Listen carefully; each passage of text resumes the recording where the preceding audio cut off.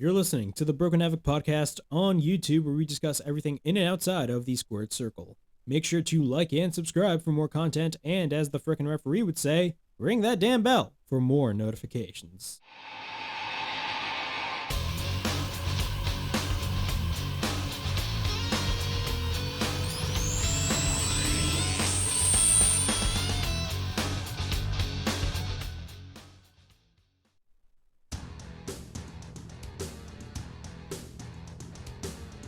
What's up, everybody? It is Broken Havoc here, right here on the Broken Havoc podcast, here to review Monday Night Raw from May 9th, 2022. Overall thoughts on this show. I thought the first hour of the show was actually pretty good, in my opinion. The first hour of the show was pretty good, but then after that, the show fell off a cliff. Of course, we had Cody Rhodes versus Austin Theory for the United States Championship, in which we all basically knew how that match was going to end. It ended in a DQ in which Seth Rollins interfered and basically beat the crap out of Cody Rhodes once again after suffering a loss for a second time at WrestleMania Backlash. Of course, we had Judgment Day. The newest member is Rhea Ripley, and honestly, I think that's the best decision to make for Rhea Ripley. I think it's definitely going to be elevating her career, just like it's going to be elevating the career of Damien Priest. We had also other stuff. We had the Street Profits taking on RKO. RKO is defending the Raw Tag Team Championships in this case. How many times have we seen the Street Profits versus RKO, bro? So many different times, but I will say the opening match was really good. But really, that's really aside from that. I mean, like, we had Lacey Evans doing a video package on the show. I mean, she's been doing these series of video packages on SmackDown, but now she's officially part of the Raw roster, which in a way it kind of makes no sense whatsoever, considering the reports that we've heard that, Fox and USA want exclusivity within their stars, and all of a sudden Lacey Evans, who's a SmackDown talent, is on Raw. It kind of makes absolutely no sense in my opinion. But we're going to be talking about all this and more right here on the Broken Havoc podcast with the Raw review. But before I get on with this review, make sure to like and subscribe to the Broken Havoc podcast right here on YouTube, in which we discuss everything in and outside of the squared circle. Make sure to like and subscribe for more content, and as the Broken Referee would say, ring that damn bell for more notifications. Also, the Broken Havoc podcast is now available on audio platforms. It's available on Apple Podcasts, Spotify, Anchor, and Google Podcasts. So you guys want to check out the Broken Havoc podcast in audio format, it's available on all of those platforms. All right, let's talk about Raw. Overall, again, I believe that, the first hour of Raw was actually pretty good. The first hour was pretty good. The second hour started to fall off a cliff. The third hour, of course, that being 10 o'clock, started with Cody Rhodes and Austin Theory. That's what they were building up to. And the match itself between Cody Rhodes and Austin Theory was pretty good, but of course it ended in a DQ, so it was really predictable when it came to the finish. But let's talk about that later on. Let's talk about what kicked off the show, which was RK Bro. You guys know me. I am absolutely loving the work of RK Bro. Randy Orton and Matt Riddle have absolutely fantastic chemistry with one another. I absolutely enjoy their work. And honestly, I do not see WWE splitting them up anytime soon, considering the fact that these guys are super over with the crowd. But they kick off Raw. Of course, Randy does he basically welcomes everybody to Monday Night Raw. It's like a common thing on the show now. It's starting to get repetitive, where the main guy that opens up the show basically says, "Welcome to Monday Night Raw." But Randy basically stays. Unfortunately, his partner and though they gave it their all, they lost the battle with the Bloodline. Of course, they teamed up with Drew McIntyre and also faced the Bloodline at WrestleMania Backlash, in which was an absolutely fantastic match. If you guys didn't watch that match at Backlash, absolutely check it out. It was just absolutely fantastic. The chemistry that everybody had in the ring. Not only that, the heel work that Roman Reigns was doing, man. Holy shit. Like, the way that Roman... And I stated this on the Backlash review. If you guys haven't checked out my Backlash review, check it out on this channel. But, bro, the way when Roman Reigns tagged in, and he faced off against Drew McIntyre, thinking that you were going to be getting Drew McIntyre versus Roman Reigns, and he tagged back into Jey Uso. I don't know about you guys, but that was absolutely really funny in my opinion. That was great. But talk about the match that they had with the Bloodline, and they says that they lost their battle with the Bloodline, and before this is all said and done, they will win the war. And it was the Usos' idea to be a tag team unification, but it did not happen. Nothing was on the line last night. And Roman was the one who tore the contract because he knows that the Usos can't hold a candle like RK Bro. And they had them thinking. They want the SmackDown tag titles, and they want to become the undisputed WWE Tag Team Champions of the world. Riddle says that since Roman has to make all the decisions, they will be going to SmackDown to demand the WWE Tag Team Championship unification match. If it's a no, That means that the Bloodline has no confidence, and he's going to show up with his scooter, and Randy's going to be Randy because that's all he needs. Then all of a sudden what happens? The Street Profits come out, and Ford states that it was a tough loss that RK Bro and Drew McIntyre suffered last night. It says that the Usos aren't the one to be worried about. It should be them. And then, of course, the three most important words are they got next, and it's them versus it's the Street Profits who will unify the tag team championships. Then Dawkins states that in a couple of minutes it will be them versus RK Bro for the Raw tag team titles. Ford does not only want the tag team titles, but they want smoke. Riddle states that RK Bro 420 just smoked their ass, which is absolutely awesome, man. Awesome ass line by Matt Riddle right there. Of course, WWEshop.com did release a shirt on 420 stating RK Bro 420, which I got to get me that shirt, man. I love RK Bro. But we got RK Bro versus the Street Profits again. How many times do we have to see this match? I have no idea. But that's not saying the match wasn't bad, because the match was absolutely really good. I absolutely enjoyed the match. And this was a championship match for the Raw Tag Team Championships. The match starts. We get a roll-up by Ford. Ford goes for an inside cradle, and we get another roll-up again. So Ford is really going on the attack right here. Ford then mocks Randy Orton, and then Riddle applies an armbar. We get a roll-up again by Ford, and we get a near fall. We get a roll-up by Riddle and a near fall. Riddle does the Randy pose, just like Montez Ford was basically mocking Randy Orton earlier in the match. Both lock up. Ford hits a drop kick, and then Angelo Dawkins makes the tag. We get a spinning back elbow by Dawkins after that. We get a cover and a near fall. Riddle goes for a kick. Then Randy makes the tag. We get a couple of undercuts by Randy into the corner. And then he takes Dawkins headfirst to the turnbuckle after that. Randy then goes to the middle rope and he hits repeated rights. Riddle then makes the tag. We get a side headlock takedown by Randy. RK Bro then goes for the double team attempt, and then we get a cover and a near fall. Ford then goes for a blind tag. Riddle then takes Dawkins to the outside. Dawkins then catches the running kick, and Riddle falls onto the apron. Then Ford goes for a beautiful, beautiful somersault on the outside. Once we're back from break, Riddle and Ford go at it. Then Riddle tries to make the tag, but Ford hits a furious clothesline out of nowhere. We get a jumping knee by Riddle. Randy and Ford then make the hot tag. Then we get a power slam by Randy, and then on Ford, but then Dawkins goes to the middle rope. Then he proceeds to hit a DDT. He tries to hit the RKO, but then Dawkins hits a right instead. Then Riddle goes for the blind tag. We get a knee on Dawkins. Ford then gets taken to the outside, but then Riddle goes to the apron. Then he hits a running kick on Ford. Randy then takes Ford, and then Riddle tries to hit a springboard floating bro, but instead miscommunicates and actually hits Randy by accident. And then Dawkins goes for a spine buster. Ford then goes to the top. He proceeds to hit an awesome ass frog splash. You guys know me for the past year that I've been on this channel, man. I have been praising Montez Ford. Like the guy has fantastic charisma, and the way that the guy wrestles is very unique. I absolutely am a big fan of Montez Ford, and this frog splash is absolutely amazing. So he hits a frog splash. We get a cover and a near fall. Ford then goes for an enziguri. Then Ford goes to the top and he hits another frog splash, but then Riddle counters into the RKO. We get a cover, and RK Bro, Randy Orton, and Matt Riddle retain the Raw Tag Team Championships. Overall, even though we've seen this match so many freaking times, which is starting to get repetitive in my opinion, and you guys know about me when it comes to rematches, I just do not like the booking philosophy of WWE. I think their booking philosophy needs to change. I mean, they will never change, but like, let's be honest. I mean, I feel like their booking philosophy really needs to change. But I will say this. The match between RK Bro and the Street Profits was really fantastic. I absolutely loved what I saw. RK Bro retain and are still the Raw Tag Team Championships, and they will be heading to SmackDown this Friday for wanting a unification match. So apparently this was all in the plans to change the unification match at Backlash into a six-man, which I call BS on that. I think it was a network call. I mean, bro, we got a steel cage match last Friday on SmackDown. We're getting a steel cage match on Raw. The same scenario happened last year, where SmackDown, which is a Fox show, got a Hell in a Cell match, and then you heard those reports about NBC Universal being angry at WWE because they didn't get a Hell in a Cell match. So on the next Raw, the next week, they got a Hell in a Cell match as well. Stuff like that is really stupid, and that's why I think that WWE should end the brand split, but I digress.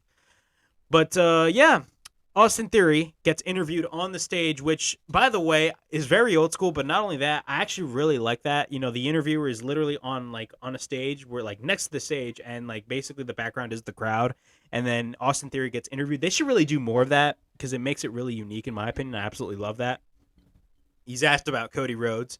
Talks about how he's preparing. Of course, Austin Theory being the heel that Theory, which I still think is a stupid ass name change, by the way.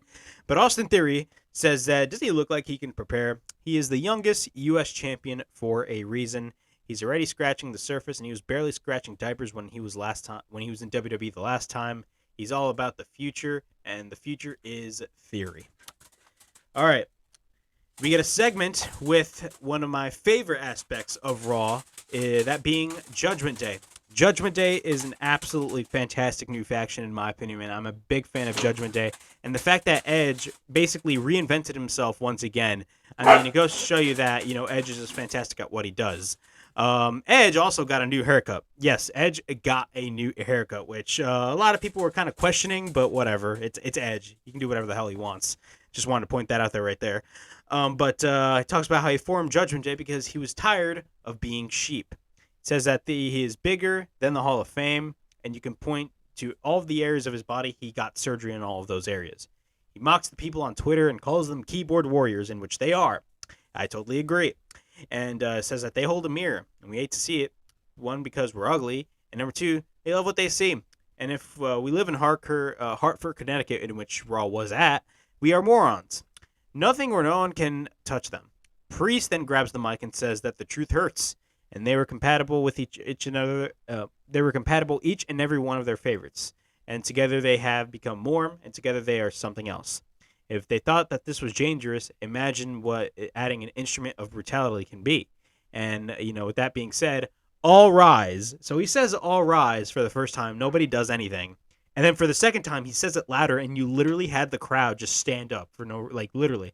Which I absolutely loved, by the way. I love how the crowd just, participated in that. And then he says that the newest member of Judgment Day, Rhea Ripley, of course, she revealed herself at Backlash the night before, in which I think, again, I stated this in my Backlash review. I think having Rhea Ripley as part of Judgment Day makes total sense, in my opinion, because let's be honest, what has Rhea Ripley been doing, for the past couple months, even the past year? Let's be honest. She really wasn't doing anything. Yeah, you can say she was the Raw Women's Champion, but, really, be honest with yourself. Do you think that title run was really good? I'm going to tell you right here, right now, her title reign was absolutely not good whatsoever. Her feud with Charlotte was absolutely atrocious last year. It was garbage. But I digress.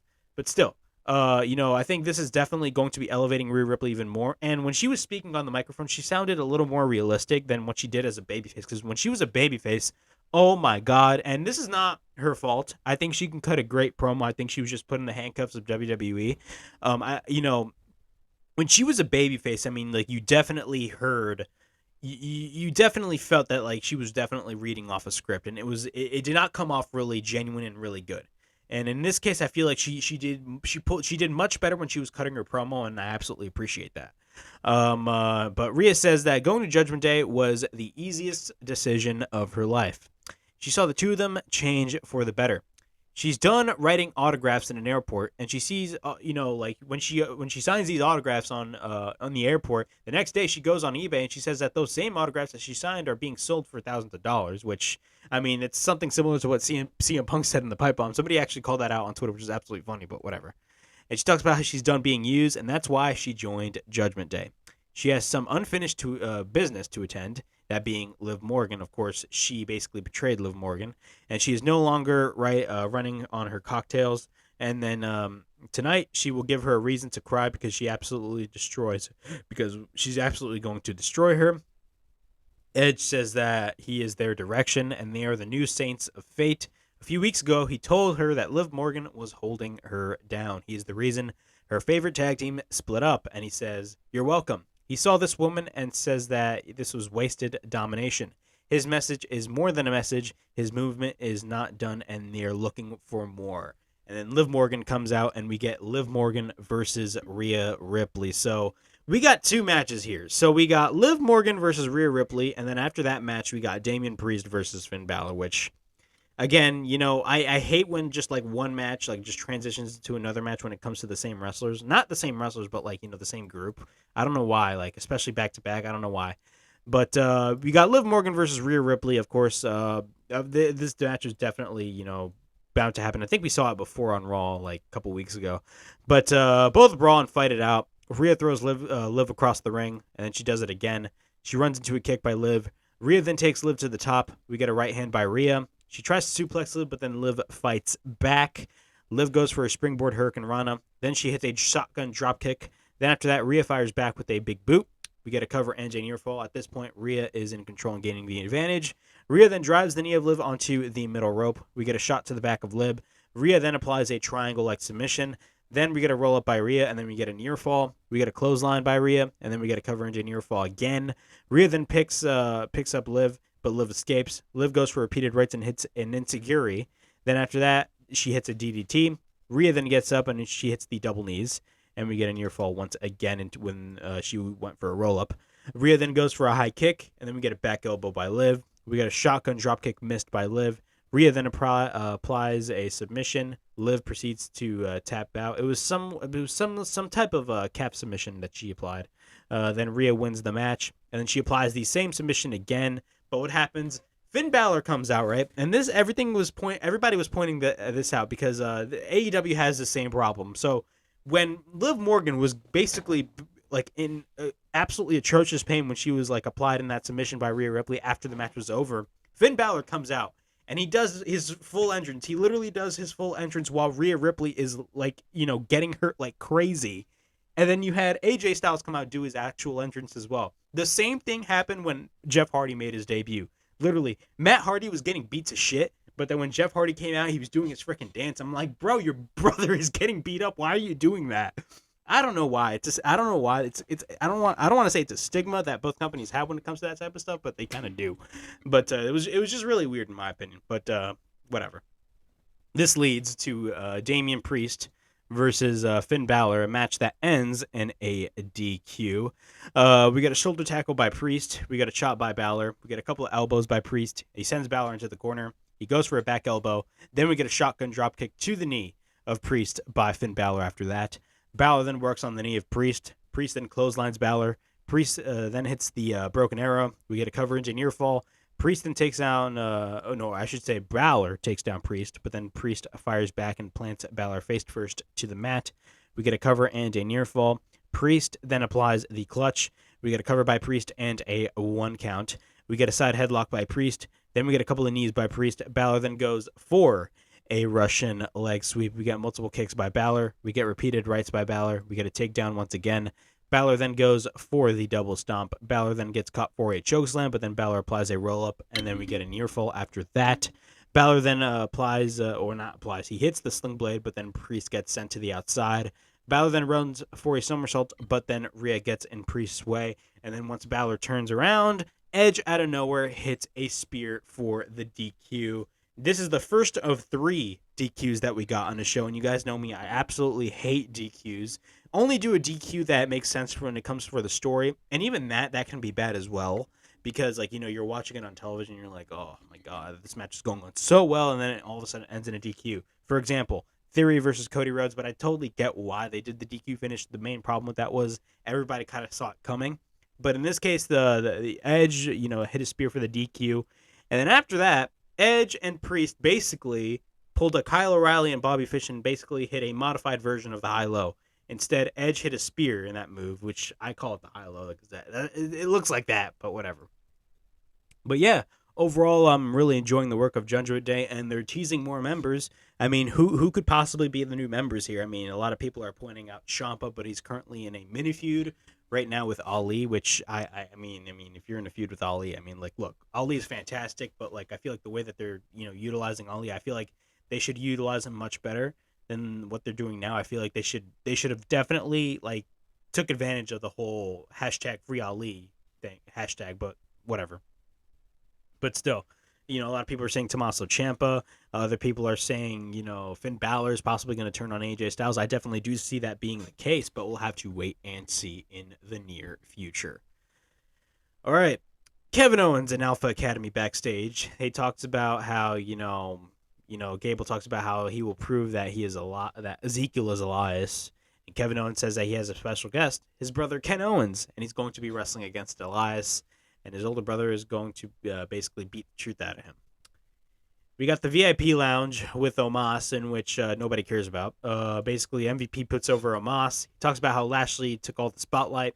Cedric Alexander then comes out and he puts over Omos. MVP lets him in and talks about how they both want, to smash, Lashley and, basically, beat everybody that comes in their way. So, basically, Cedric is wanting to, in a way, have a partnership with Omos and MVP, but MVP proceeds to question Cedric Alexander. MVP says that he likes him, and then Lashley comes out. He takes out security and picks up the guard and throws him to the ring post. Cedric is on the apron, and for every chance that Cedric gets trying to beat the shit out of Lashley, he ultimately fails. He runs to Lashley and gets caught. Lashley then sends him to the barricade.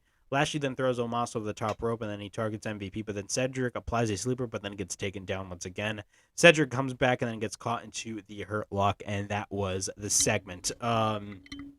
Again, an angle that I'm just not really invested in. I do not know how, and this is nothing against Bobby Lashley, but I do not know how Bobby Lashley is the number one babyface on the Raw side. That makes absolutely no sense. I feel like the number one babyface should be Cody Rhodes because of all the hype surrounding him, and the guy is still relatively popular. I still can't believe, I know it's been a month, but I still can't believe it's been it's crazy that he's actually in WWE, and he's the same character that he was. They changed absolutely nothing about him, which is insane, but whatever. All right, we got Adam Pearce and Sonya Deville backstage. Sonya Deville questions Pearce for basically wrestling in a match, or I should say Sonya, is wrestling a match. She asks who is she facing, and then later on she says that she doesn't care. It's just business. So we got Sonya Deville versus a mystery opponent, and the stipulation is if Sonya Deville loses, she loses her power, and she's only going to become an in-ring competitor. So her mystery opponent is Alexa Bliss, but it's not just any Alexa Bliss. It's the goddess Alexa Bliss. She comes out with their old music, and she comes out with the Lily doll, so it's basically a hybrid of the two, but it's basically the goddess Alexa Bliss. Overall, she did get a huge standing ovation, in my opinion. She did. I mean, WWE did put those video packages of her with a therapist, which really went nowhere. They were going on for 3 months, and they were really going nowhere, to be quite honest with you. But, it's great to see Alexa Bliss back, but this match was really short. We got Alexa Bliss versus Sonya Deville. Bliss then goes for a DDT. She goes to the top and hits the Twisted Bliss. We got a cover, and Alexa Bliss wins the match, and Sonya's out of power. Great. What are they going to do with Alexa Bliss in the near future? Who knows? But, I'm quite interested to see where they're going to go with her. Do I think she's going to be put in this, huge main event program? No, I do not see that, but we'll have to wait and see.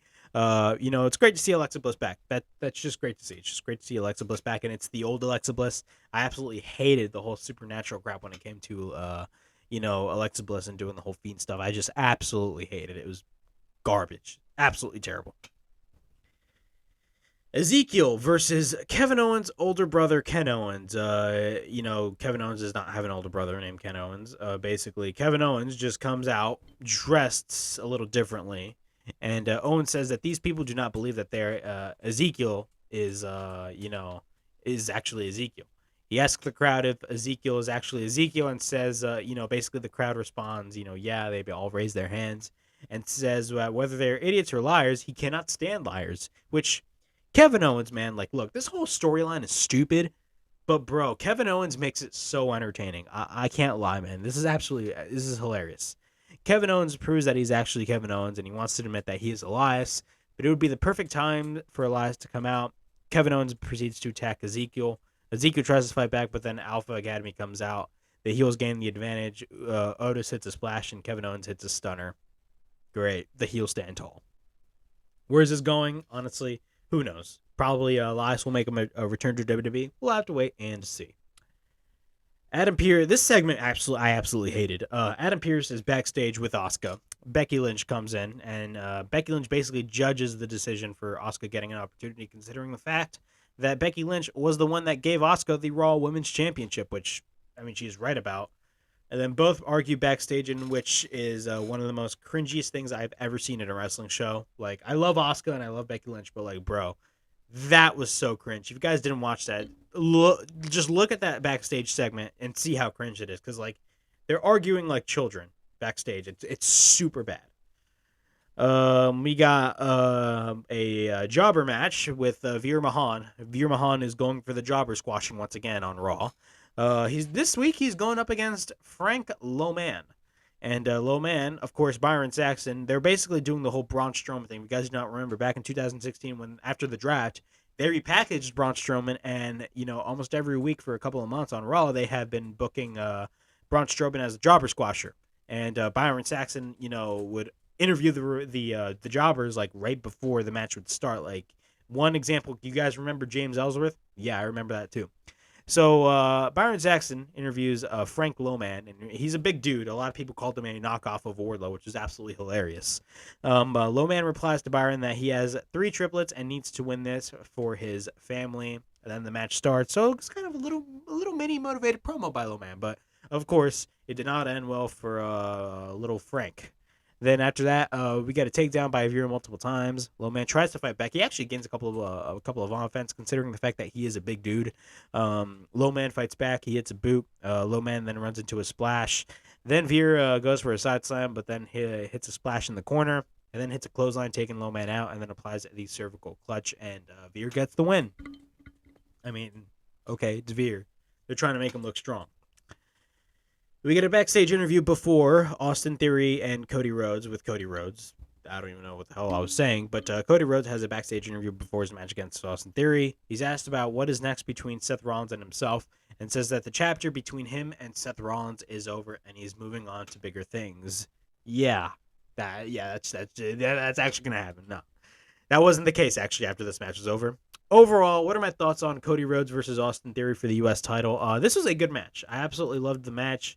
Granted, the match ended in a DQ, but again, I mean, it made sense for the story. Not only that, I have stated on the WrestleMania Backlash review, also in the WrestleMania review, Night 1 review, that Cody Rhodes versus Seth Rollins deserves a trilogy. If you're gonna bring Cody Rhodes back, you really have to make him look strong, and you have to book a trilogy between Seth Rollins and Cody Rhodes. Last night, or I should say 2 nights ago at Backlash, that was their second encounter, and Cody Rhodes actually got the win. Now, some people were suggesting, and I even tweeted out, they should do a 2 out of 3 falls match inside Hell in a Cell, because Hell in a Cell is the next pay-per-view, and it's going to be taking place in the beginning of June. So definitely, I do see Cody Rhodes taking on Seth Rollins, and I think that'd be a banger of a match. Now, what is the stipulation going to be? We do not know. But there's definitely many different possibilities that you can play around with this. But I'll talk about that later on after I go through the crowd. Or the match, I should say, the crowd. My dumbass. We got Cody Rhodes versus Austin Theory for the United States title. Of course, Austin Theory is putting his title on the line. When this match was first announced, everybody was like questioning this match. I'm like, oh my god, Theory's just going to get buried by Cody, or like, why is Cody put in this position or something like that. But honestly, let's be honest, we all knew that this match was going to be ending in a disqualification. Like, do you honestly think that Cody Rhodes, even though I would have loved to see Cody Rhodes win the United States Championship, let's be 100% real here. Do you guys honestly think that Cody Rhodes is going to win the U.S. title? Like, it would make no sense for Austin Theory to win either. So Cody Rhodes won basically be a DQ, but like this match, we all knew that this match was going to end via DQ regardless. But Cody Rhodes, of course, is fantastically over with the crowd. Cody targets the leg of Theory. Both lock up. Cody then grabs the leg of Theory, and he tries to it looks like he tries to go for a figure 4, but Theory escapes. Both lock up. We get a side headlock by Theory. Then Theory goes for a shoulder tackle and then proceeds to mock Stardust. Then we get a kick by Cody. We get a right hand. We get a roll up by Cody and a 1 count. Cody then goes for a backslide, but we get a near fall. Theory again goes for a waist lock. We get an elbow by Cody. Cody then takes Theory over the top, and then Theory takes Cody down over the top rope. Theory at this point is in control. He goes for a stomp. We get a side headlock by Theory. Cody then fights back, and Cody runs into a back elbow by Theory. We get a slap by Cody. Theory then reverses and sends Cody into a stiff Irish whip into the corner. Theory then goes for a right. We get a shotgun dropkick to the knee of Cody. We get a vertical suplex by Theory. We get a cover and a 1 count. Cody then proceeds to fight back. Both exchange shots, but then Theory takes Cody for a suplex. Cody then reverses and hits a suplex, landing Theory face first to the mat. We get a drop kick, I should say, by Cody, but then we get a disaster kick, sending Theory to the outside. At this point, Cody is on the apron. He tries to go for a running kick, but then gets caught by Theory and drops Cody face first onto the apron. After that, Theory then exposes the announce table. Then Cody then gains advantage. Then Cody goes for repeated body shots. Theory then escapes and goes back into the ring. Once we're back from commercial break, Theory is in control. He has a chin lock applied after that. Cody then lands on his feet with the backdrop. Both land with a double crossbody after that. Both proceed to exchange shots. Then Cody takes down Theory. He hits a power slam. We get a cover by Cody and a near fall. Cody then goes to the top and he proceeds to hit an awesome-ass moonsault. We get a cover by Cody and a near fall. Theory then proceeds to hit an elbow. Then Theory picks up Cody and drops him with a neck breaker. We get a cover by Theory and another near fall. He proceeds to pick up Cody, but then Cody escapes. Cody then hits the disaster kick, and then after that, he transitions and hits the Cody cutter. Then Rollins ends the match via disqualification. Rollins proceeds to attack Cody. He goes to the announce table and hits him headfirst to the announce table, and then proceeds to hit a curve stomp, teasing a future match, possibly at the next pay-per-view, that being Hell in a Cell. So again, there's many different possibilities in which you can go when it comes to Seth Rollins, because let's be honest, Seth Rollins and Cody Rhodes, their next match is going to be their last match for the foreseeable future, because after this, I sense a future feud maybe with Randy Orton, because Randy Orton and Cody Rhodes do have history as well. But, you never know, man. After this Seth Rollins feud, man, Cody Rhodes is going straight to the top, because I definitely do see WWE, putting their cards all on Cody Rhodes, because we all know he's going to be winning the World Championship later this year. It makes absolutely total sense for him to do that, and he should be, and I repeat, he should be the guy to beat Roman Reigns. I don't care what anybody says. It makes total sense for Cody Rhodes to beat Roman Reigns. And it's a cool dynamic, because, you're doing, the head of the table storyline, and, Roman Reigns and the bloodline, they always talk about family. Cody Rhodes' main story is about family as well. And basically, he wants to win the title that his father never won. So it makes total sense for Cody Rhodes to win the WWE title. But when it comes to Seth Rollins, their next match is definitely, I see their next match being at Hell in a Cell. And, I stated on Twitter it could be a 2 out of 3 falls match inside Hell in a Cell. That'd be really awesome. But we'll have to wait and see. I mean, there's so many different possibilities, or they could possibly just have a normal blow-off inside Hell in a Cell. We'll just wait and see, because, there's a lot of possibilities here. Some other people were saying that Cody Rhodes could possibly win Money in the Bank as well, which Money in the Bank is going to be taking place in July at Allegiant Stadium, and it's going to be a huge show as well. So, honestly, if Cody Rhodes won Money in the Bank, to be quite honest with you, I mean, that is a really good idea as well.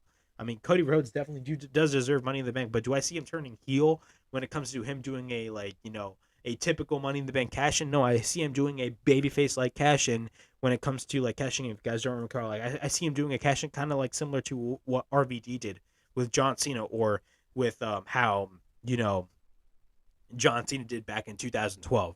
I see him doing a cash-in similar to that. But we'll see where they will go. All right.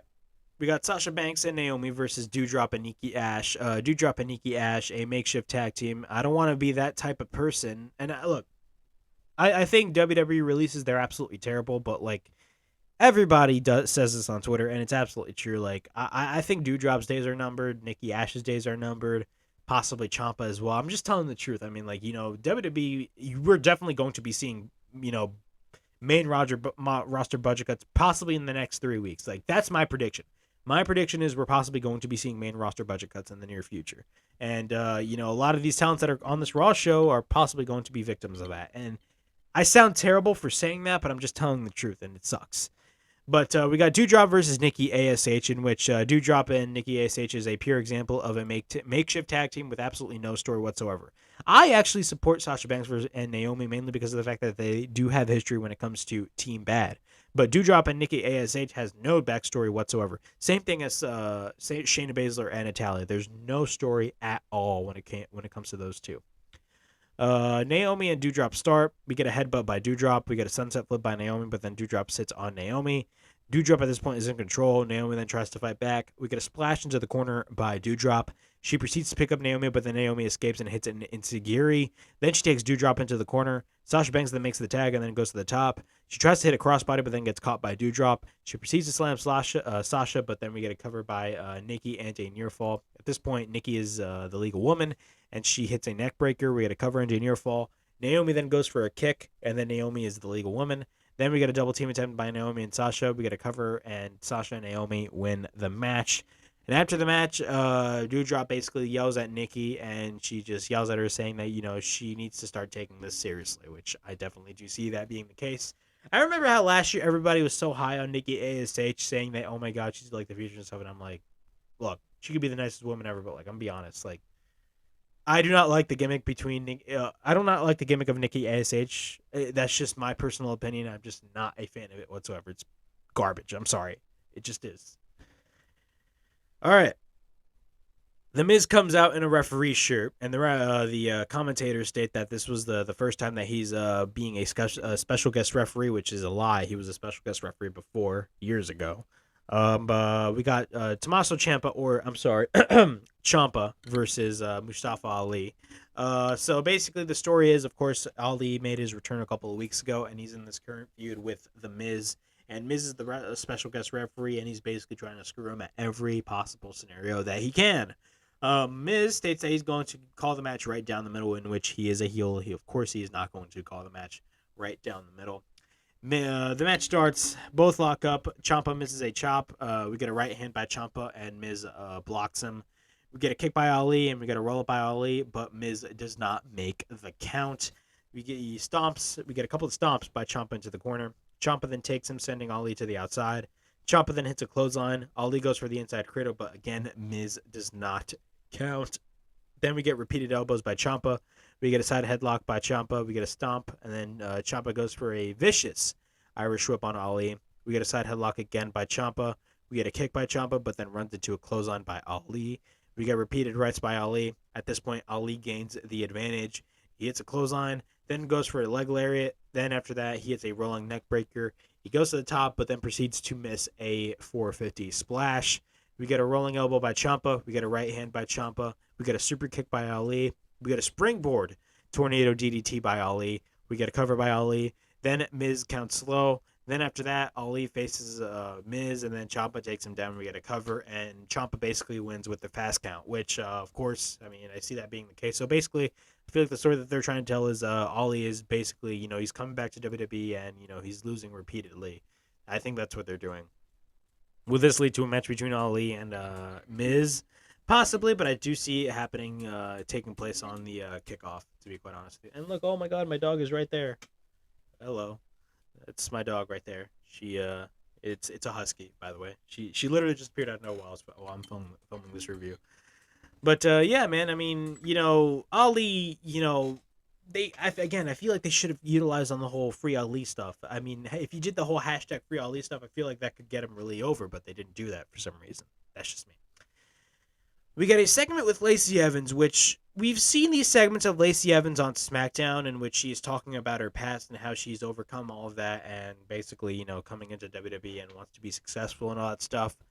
And then we see this segment on Raw, and I'm like, wait, why is this on Raw if we have been seeing this on SmackDown? Yet we hear these reports about the networks wanting exclusivity within both rosters, and then all of a sudden Lacey Evans, who is a SmackDown talent, is showing up on Raw. It makes absolutely no sense. Not only that, it's been recently reported that she's officially part of the Raw roster and she's going to be a heel, which makes absolutely no sense as well. Like, it's dumb. I don't know why they would do that, but it is what it is. Backstage, Bobby Lashley challenges Omos into a steel cage match next week, which I think we all know why that there's going to be a steel cage match next week is because of the fact that we got a steel cage match on SmackDown. NBC was pissed, and they basically wanted a steel cage match for next week. That is so dumb. That is so stupid. Why do they do that, bro? We got this with the Hell in the Cell. Like, granted, those were good Hell in the Cell matches, but like, again, man, like, really, are you guys are the networks are really going to be that bitchy? Like, if, oh my god, they got a Hell in the Cell match, why didn't we get one? Okay, they booked one for all Raw. Like, really? That's so stupid. That is really stupid. Again, merge the rosters. It is so simple that I understand that they're two competing networks. I get it. But still, just merge the rosters. You're under a deal with the same fucking company. Forgive me for my language, I'm just telling the truth. All right. Asuka versus Bianca Belair. This match did not go long whatsoever. It even ended in a DQ. This is the third DQ of the night. Becky Lynch is on commentary. Both lock up. We get a wrist lock by Bianca, and then we get another one by Asuka. We got a waist lock taken down by Bianca. We got a side headlock by Bianca. We got a roll up by Asuka. We got a running kick by Asuka after that. We get a suplex countered by Bianca, but then Bianca picks up Asuka. But then Asuka hits a roll up, but then transitions into an arm bar. Bianca then picks up Asuka and then plants Asuka to the mat, but then Becky interferes and causes a DQ, and then hits the manhandle slam. I believe she hit the manhandle slam on Asuka. Correct me if I'm wrong. I completely forgot. But yeah, that was Raw. Overall, I thought the show was pretty good from, I thought the show was pretty good from the first hour.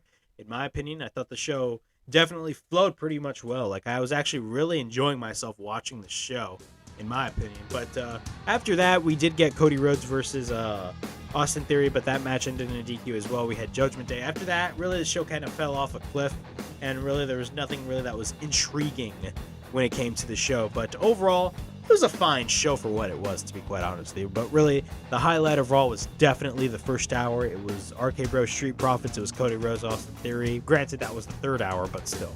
But we also had Judgment Day with the addition of Rhea Ripley, which I think is the best decision for her career as well.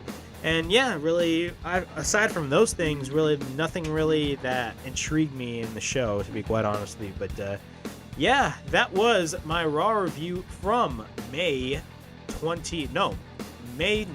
2022. Please like, subscribe, comment down below, push that bell for notifications, and be on the lookout for more videos right here on the Broken Havoc podcast. And as always, it is Broken Havoc, signing out.